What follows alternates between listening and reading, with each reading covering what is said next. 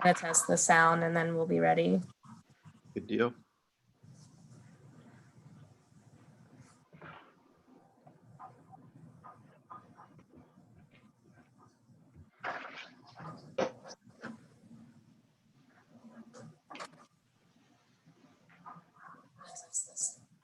All right, we're good to go. I make the motion to return to regular session. Second. Trustee Rivers, Yes. Trustee Drumbles, Yes. Trustee Toronto. Yes. All right, our first item for today is our approval of minutes from the April 20th trustee meeting. Do we have any questions? No. I make the motion to approve resolution 20-201, approving the electronic record of the proceedings from April 20th, 2020. Second.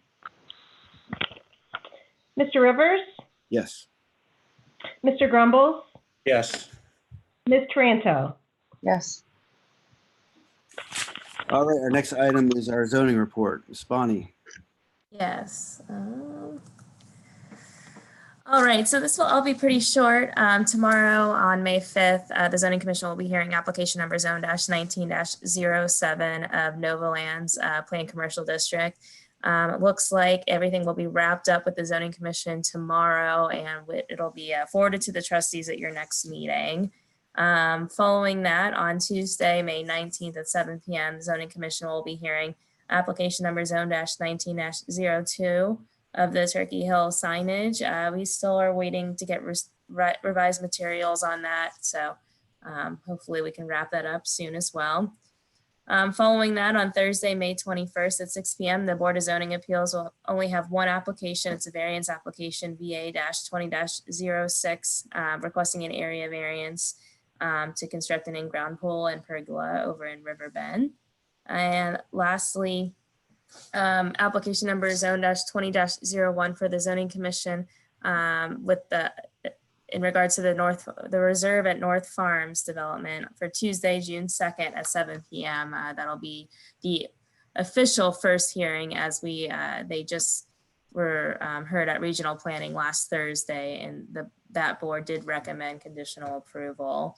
The other thing I wanted to note, I am working on finalizing the new meeting date for the zoning diagnostics final presentation. It looks like it's going to be the last Thursday in May, May 28th.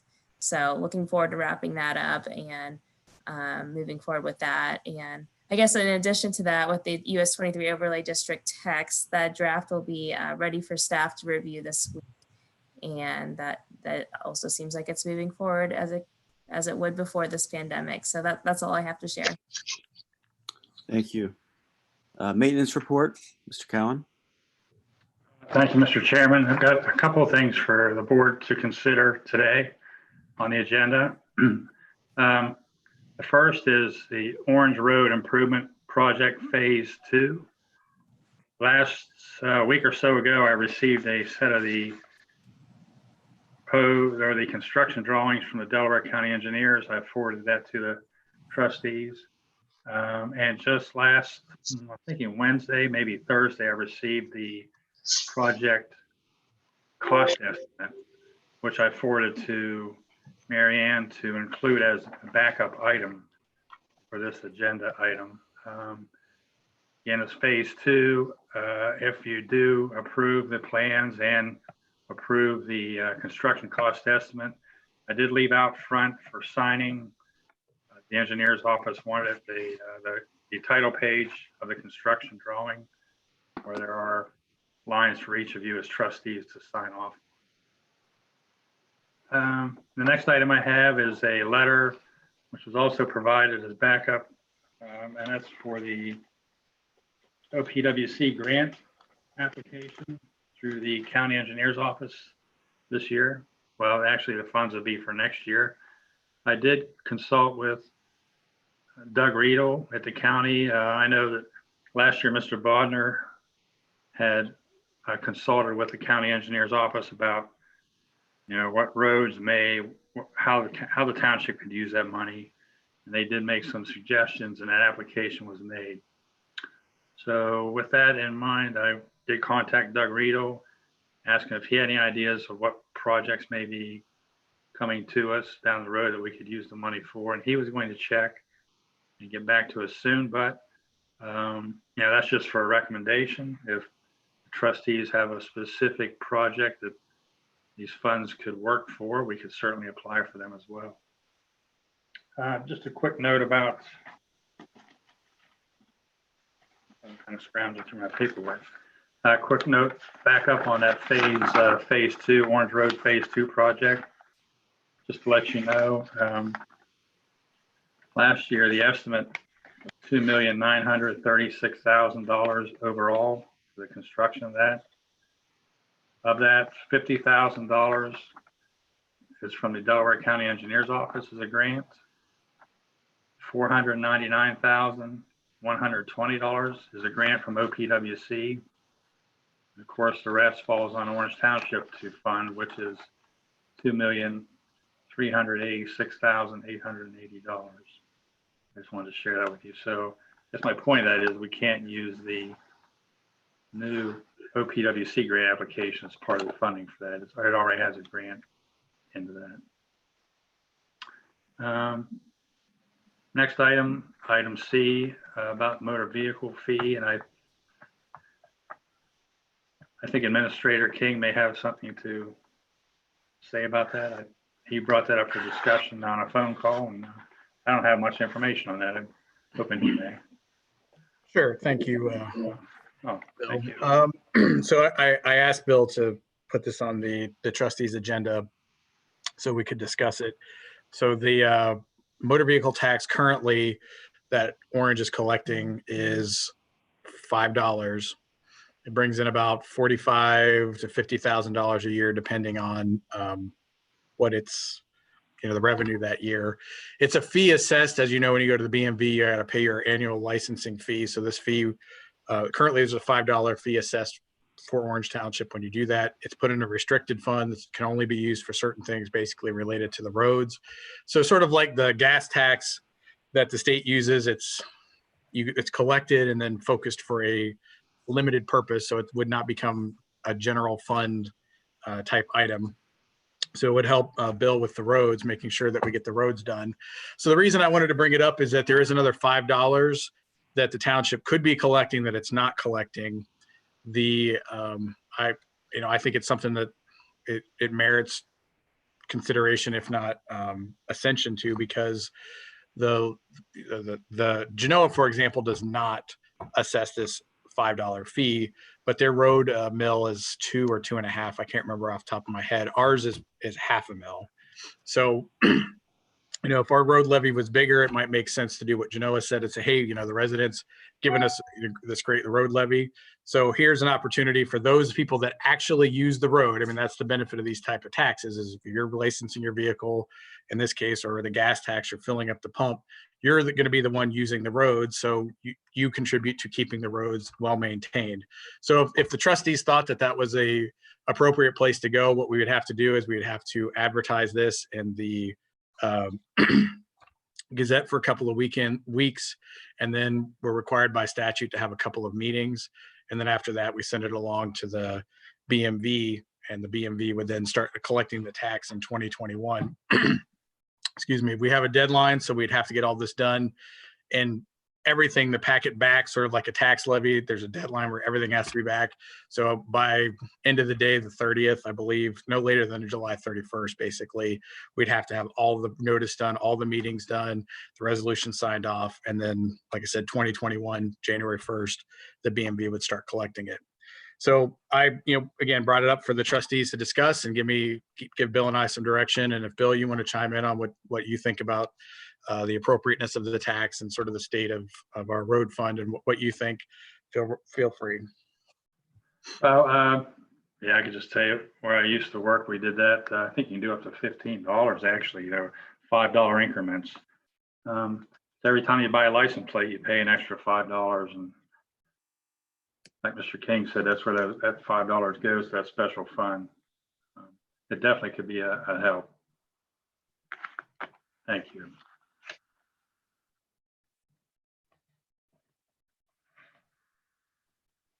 Any thoughts from our board?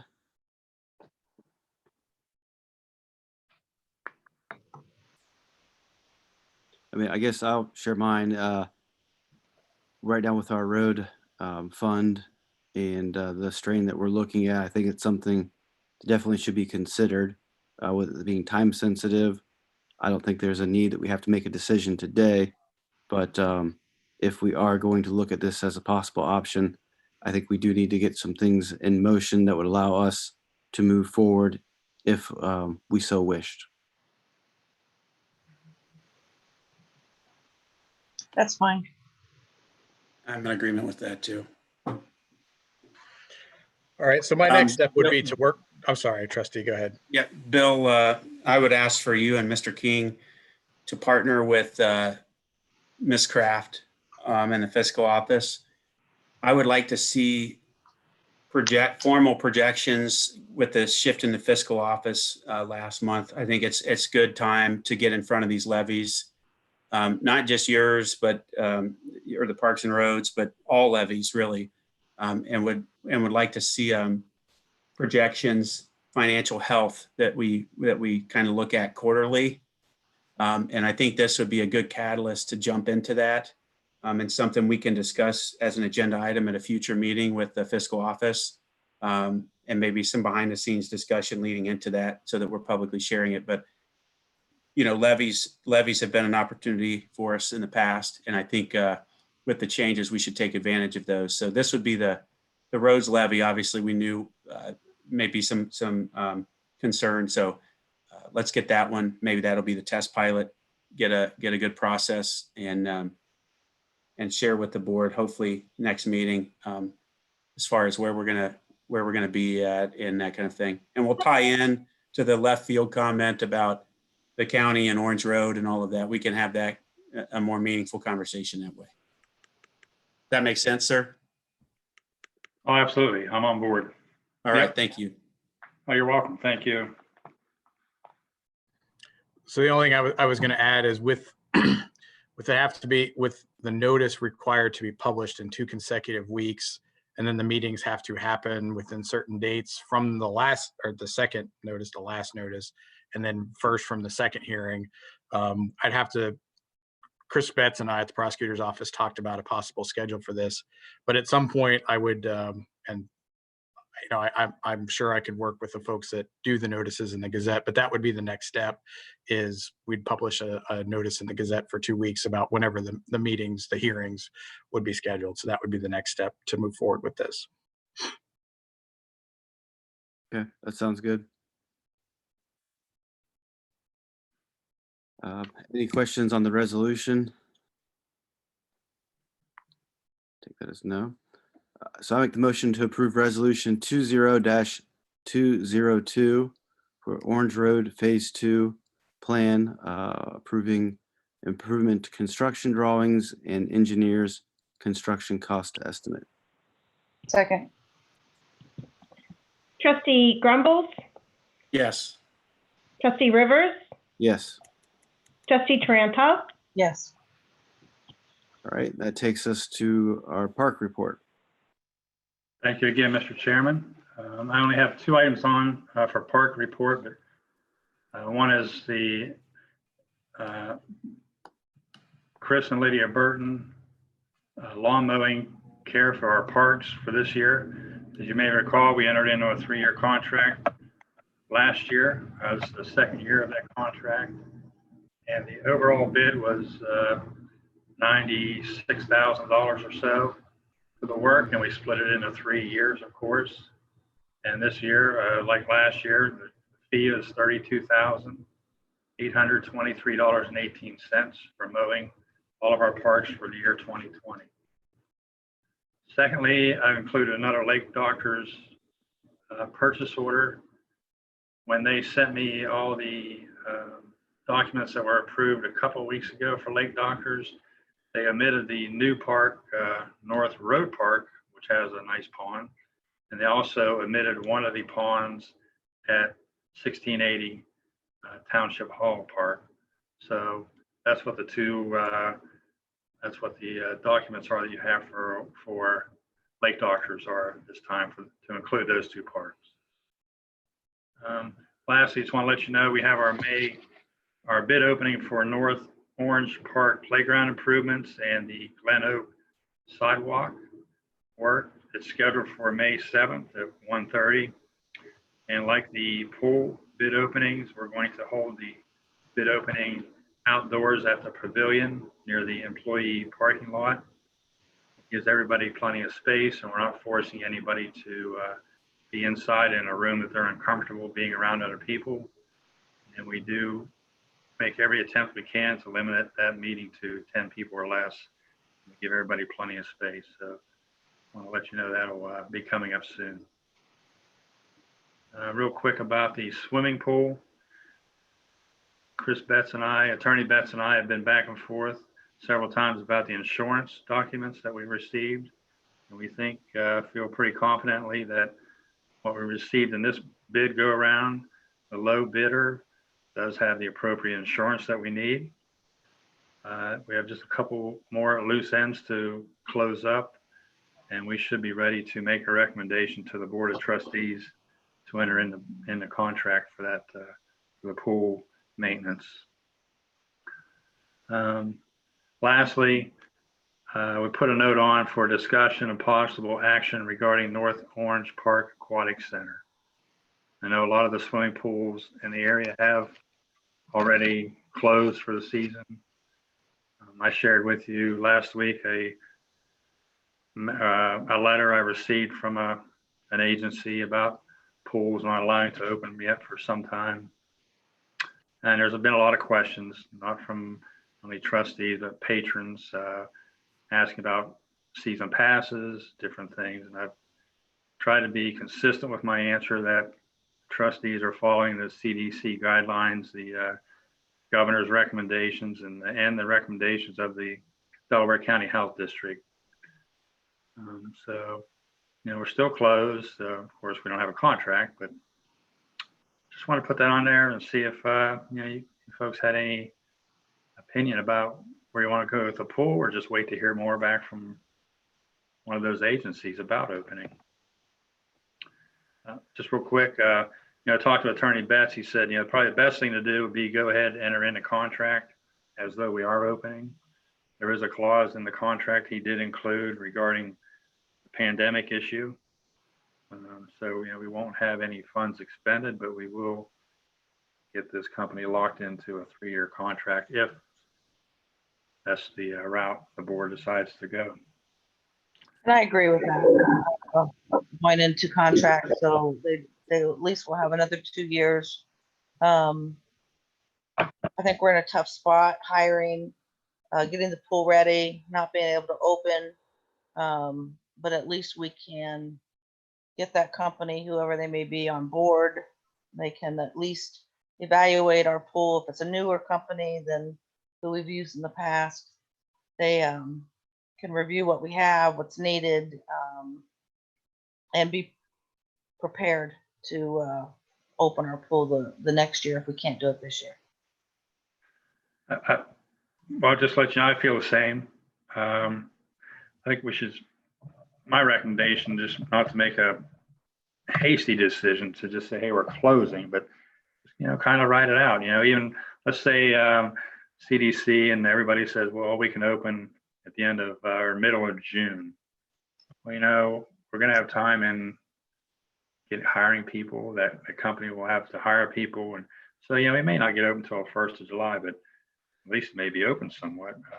But I don't know. Sometimes you think, well, let's just close it and hope for the best. But, what is the right answer? Well, I have 2 young daughters that spend a lot of time at that pool over the summer that are very hopeful that the pool would at least be open for part of the summer. So, within my own home, I completely understand, the desire and hope that something can be worked out and that the pool can be open for at least a portion of the summer. I think over the next 2 weeks, we'll get some pretty clear direction.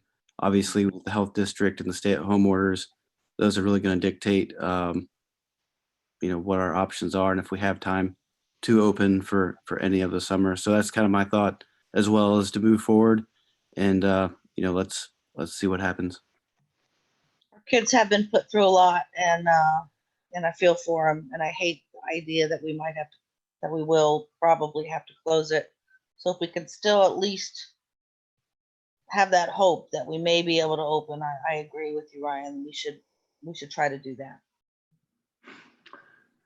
Well, my intent is to go ahead and move forward with this contract, have Attorney Betts do one more look through. I can share it with the board, and then, be prepared to make a recommendation there at the next regular meeting, or if you have a special meeting scheduled between now and the next regular meeting, we can possibly do it then. But at least we'll get it locked down and hope for the best. Thank you. No, thank you. That's all I have. I make the motion to approve resolution 20-203 to authorize the issuance of a purchase order to Burden's Lawn Care. Second. Trustee Rivers, Yes. Trustee Grumbles, Yes.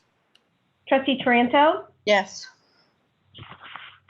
I make the motion to approve resolution 20-204 to authorize the issuance of a purchase order to the Lake Doctors Incorporated.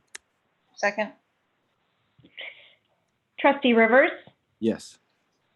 Trustee Grumbles, Yes. Trustee Taranto. Yes. Thank you. Thank you very much. I know Chief Noble had a last minute meeting or call he had to get on this morning, so was not able to join us today, but we did not have anything for our public safety report. So that moves us to our fiscal office report. Ms. Kraft. Okay, a few things to discuss today. One is a amendment to a previous resolution back from January before my time, but I came across it when I was researching a payment. Just a typo. It looks like it was typed in. It was put on the agenda as 21-855 when it's really 21-885. So just a little slip there that we need to review. And then I've got some stuff for new business, and I guess I just have a general question as I try to understand how things work. If I'm planning to be working with a visiting fiscal officer, and I didn't know if we needed a motion for that or how to present that to the board. I believe that falls under the approval within your office. If our administrator, Mr. King, I don't know if you have anything to add, but I don't think that needs board approval. I think it needs money needs a budget needs approved to pay for it. I mean, that's what I was thinking. I mean, if I had a few moments, maybe I could look at the statute, but I would, typically speaking, even the duties that the fiscal officer is required to do for almost all of them, the trustees are the contracting authority for the fiscal officer. So I would think at a minimum, the trustees would have to authorize a purchase order in some amount. That would be my assumption. I think so. I believe that's correct. For incurring expenses, I think there's very few that the township can do without board approval. So I guess it just depends on the dollar amount, correct? yeah. Yeah, I mean, it's probably only going to be $2,000, across the next 3 or 4 months as I kind of estimate what I need a little help with. But I didn't know the proper way if I needed to. I'm using the person Wes used, so I don't know if it needs a new. If you guys, I'm guessing you guys already approved that at some point. Does it need a new approval with me taking office? So why don't we do? Lisa, if you want to look at the prior billings for that and come up with a projection based on the hourly rates. Yeah, I did. That's where I come up with a couple $1,000s.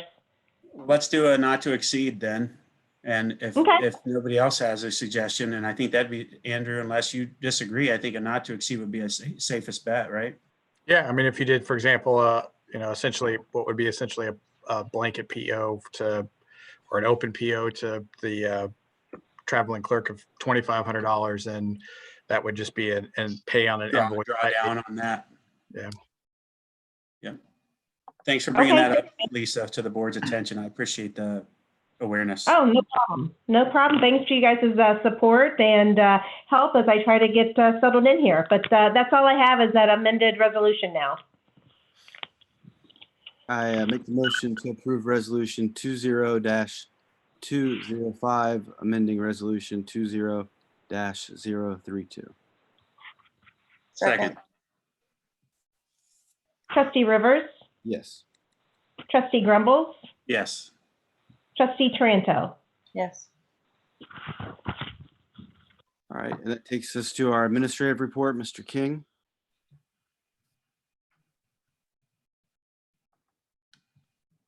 Sorry, I was trying to find the unmute button there. That was my fault. Pull up my copy of the agenda here.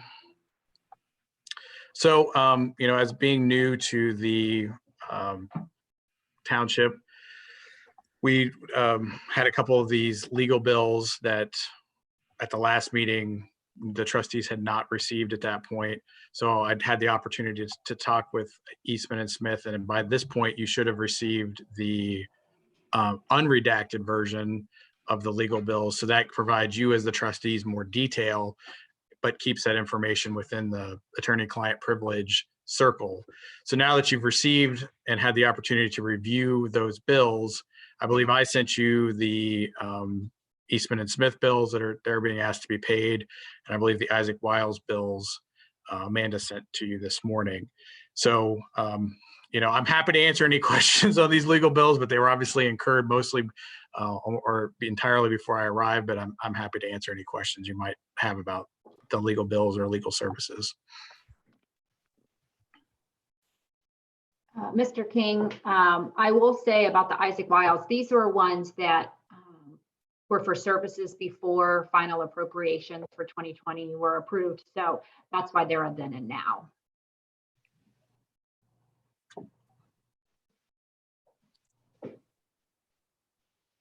Any questions?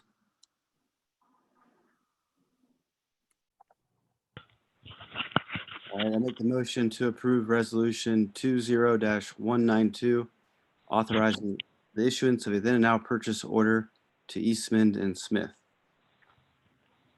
Second. Trustee Rivers, Yes. Trustee Grumbles, Yes. Trustee Taranto. No. I make the motion to approve resolution 20-206, authorizing the issuance of a then and now purchase order to Eastman and Smith. Second. Trustee Rivers, Yes. Trustee Grumbles, Yes. Trustee Taranto. No. I make the motion to approve resolution 20-207, authorizing the issuance of a then and now purchase order to Isaac Wiles, Burkholder and Teeter LLC. Second. Trustee Rivers, Yes. Trustee Grumbles, Yes. Trustee Taranto. Yes. I make the motion to approve resolution 20-208, authorizing the issuance of a then and now purchase order to Isaac Wiles, Burkholder and Teeter LLC. Second. Trustee Rivers, Yes. Trustee Grumbles, Yes. Trustee Taranto. Yes. Thank you.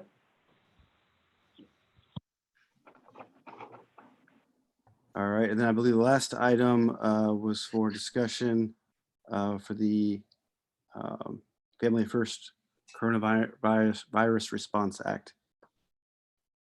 Do you want to go ahead and talk about it, Amanda? Yep. Previously, on April the 1st, there was a new order put out by President Trump, and it goes through the end of this year through December the 31st. And part of that was that there were some additional FMLA emergency responses, and there were some additional sick leave as part of the Families First Coronavirus Response Act. And as we're a public employer, we've been open the whole time. We've been providing services. There's been no reduction in services. And in reviewing the new law with legal and Mr. King, we've determined that all employees should be considered exempt under emergency responders from this law. We talked extensively, we crafted a resolution, and not only does the resolution list out specifically first responders, but we wanted to add in all employees, both part-time and full-time would be exempt from this law. So it would be effective April the 1st through December 31st of this year. Now, if something were to be extended, obviously we could readdress it at that point, but the resolution in front of you, it exempts all employees from the Families First Act. So if there's any questions, Mr. King, if there's anything that you want to add as well to help explain it. No, I think you did a pretty good job. That what I'll just add there is, I think from what I've seen, the resolution reflects the reality of the situation. The township has maintained essentially 24/7 operations throughout this. Everyone has continued to work. We've not, put anybody, furloughed anybody. We've not put anybody on any sort of, paid leave status of any kind. So, I think the resolution will just memorialize what has been the township's practice since the emergency was declared. Was there any questions that we could help answer? I don't have any. I make the motion to approve Resolution 20-209, authorizing a policy for emergency paid leave under the Families First Coronavirus Response Act. Second. Trustee Rivers, Yes. Trustee Grumbles, Yes.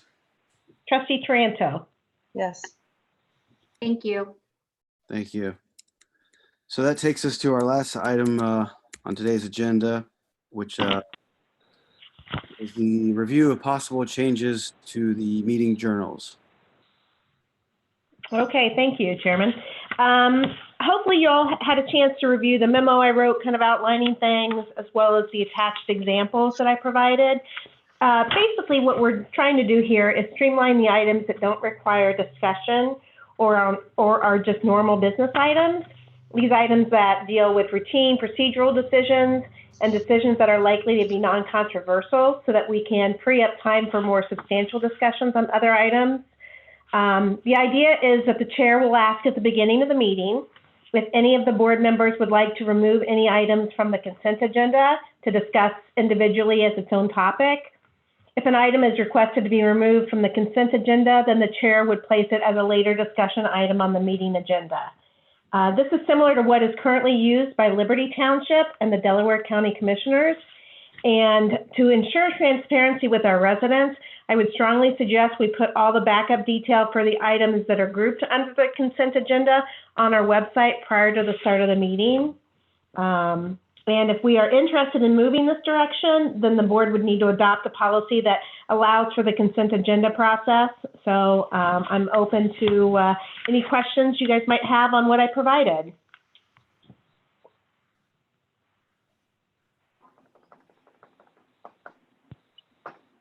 I would say I think it's a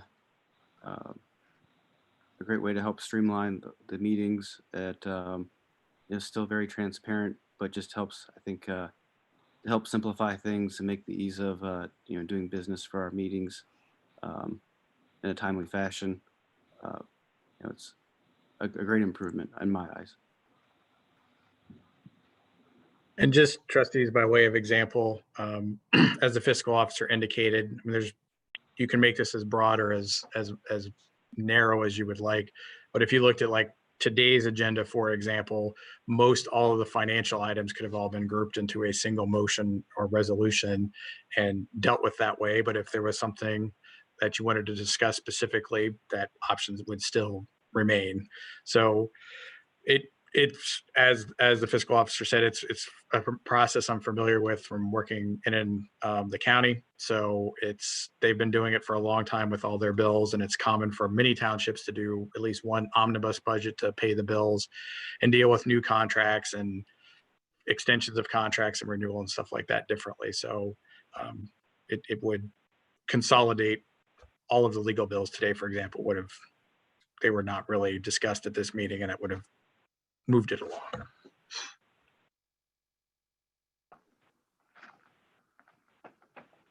I'm okay with it as long as it lists all the details, what it's for. I agree with Lisa that it's put on the website or at least included with the agenda. And as long as it's transparent.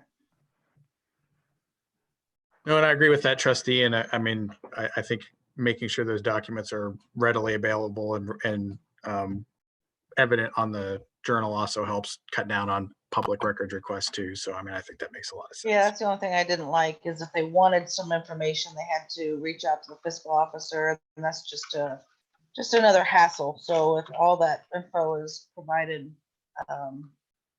so that it makes it as easy as possible for the residents to have the information, I'm okay with that. I agree, Debbie. For next step, do we need a resolution then to?